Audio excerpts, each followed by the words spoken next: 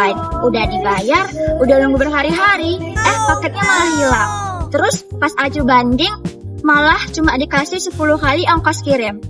Kira-kira boleh nggak ya hal ini dalam perspektif hukum? Yuk kita bahas. Di era digitalisasi, transaksi semakin mudah, tapi resiko kerugiannya juga semakin besar. Inilah mengapa Indonesia memiliki Undang-Undang Nomor 8 Tahun 1999 tentang Perlindungan Konsumen sebagai payung hukum utama bagi seluruh konsumen Indonesia. Perlindungan konsumen adalah upaya untuk menjamin kepastian hukum bagi para konsumen. Ada 5 asas dasar. Yang pertama, manfaat. Kedua, keadilan. Ketiga, keseimbangan. Keempat, keselamatan dan kenyamanan. Dan kelima, kepastian hukum. Ternyata konsumen juga memiliki 4 hak loh. Yang pertama, hak atas kenyamanan dan keselamatan. Kedua, hak atas untuk didengar keluhannya. Yang ketiga, hak untuk mendapatkan informasi yang baik, benar dan jujur. Dan yang keempat, hak atas ganti rugi. Tapi kita sebagai konsumen juga wajib memiliki etikat baik dan membayar sesuai kesepakatan di awal. Wajib beretiket baik, transparan, menjamin mutu produk, dan menggaransi kerugian konsumen. Ada 3 prinsip tanggung jawab hukumnya. Yang pertama adalah accountability, yaitu bertanggung jawab atas kesalahannya. Kedua adalah traceability, yaitu bertanggung jawab walau tidak ada pembuktiannya. Yang ketiga adalah praduga tanggung jawab. Dia dianggap salah sampai ada pembuktiannya. Jika melanggar, maka akan mendapatkan sanksi administrasi berupa peringatan hingga pencabutan izin. Sengketa konsumen bisa diselesaikan lewat 2 jalur. Yang pertama, jalur non-litigasi. Di luar pengadilan, melalui konsiliasi, mediasi, atau arbitrase. Yang kedua, jalur litigasi.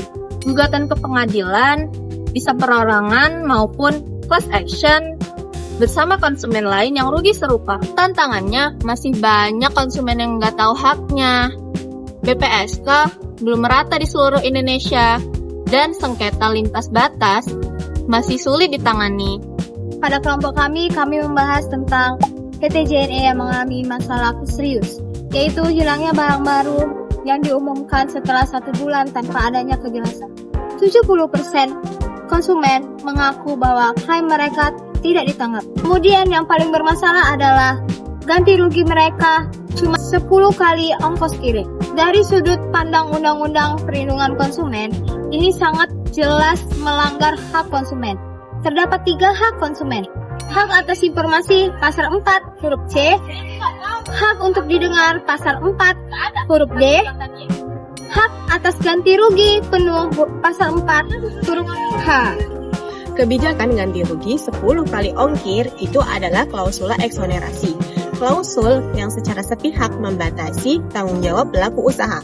Hal demikian bertentangan dengan pasal 18 ayat 1 huruf A tentang Undang-Undang Perlindungan yang melarang pengalihan tanggung jawab. Artinya, klausul ini dibatalkan demi hukum dan tidak mengikat konsumen.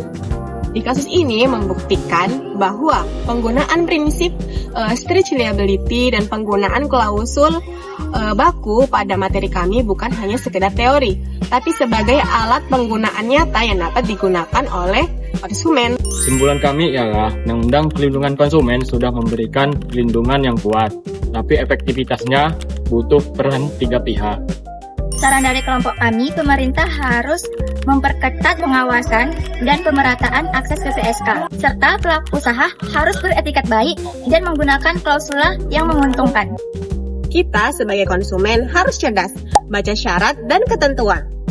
Simpan bukti transaksi. Dan jangan ragu untuk menuntut hak. Karena hukum terbaik pun tidak akan pernah bekerja tanpa kesadaran dari semua pihak. I just had to let you know you're